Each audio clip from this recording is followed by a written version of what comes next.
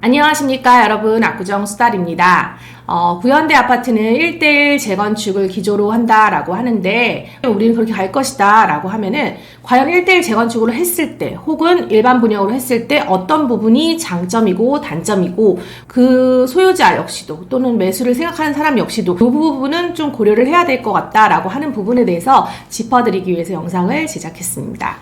일단은 재건축을 하려면 둘 중에 하나를 선택을 해야 돼요. 1:1 재건축이냐 아니면은 일반 분양이냐. 압구정 3구역 세대수가 가장 많은 4천여 세대가 넘는 구현대 경우에는 지금 1:1 재건축을 기조로 하고 있다고 합니다. 그럼 1:1 재건축을 기조로 하고 있는 구현대는 어떤 부분을 고려해야 되냐? 일단은 1:1 재건축이 아닌 일반 재건축을 할 경우에는 신축되는 전 세대 수의 60%를 국민평형 35평으로 이하로 채워야 하는 게 이제 조건이에요. 근데 그 35평 이하로 한다고 하면은, 예를 들어서 구현대 같은 경우 현대 3차, 그 다음에 5차, 10차, 14차 해가지고 30평대의 세대수를 모두 다 합하면 1374세대입니다. 전체 한 34% 정도 가량 되고요. 그 외에 나머지의 43평, 44평, 48평들도 35평 정도를 받아야지 된다는 얘기예요.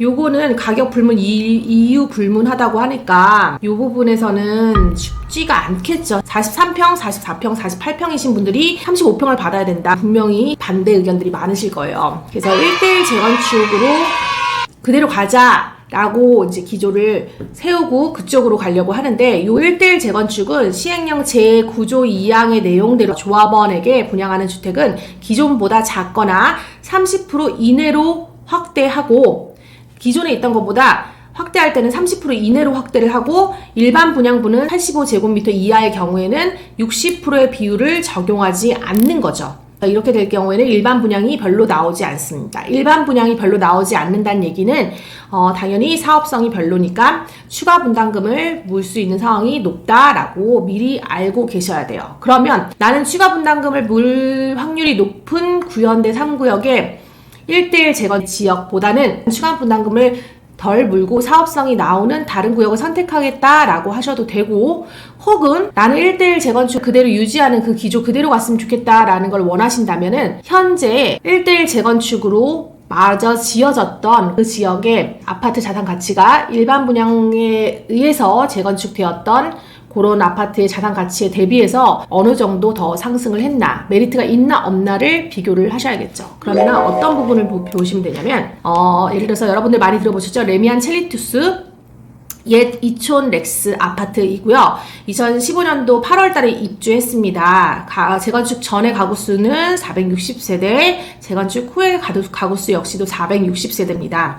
그리고 아크로 리버뷰 옛 신반포 5차 2018년도 6월달 입주했고요. 555세대였는데 재건축 이후에 595세대 약간 늘었죠. 그리고 삼성 홍실 아파트 역시 재건축 전에 가구수는 384세대, 재건축 후는 419세대, 그리고 신반포 18차 337동 역시도 재건축 전에는 182세대, 재건축 후에는 182세대입니다.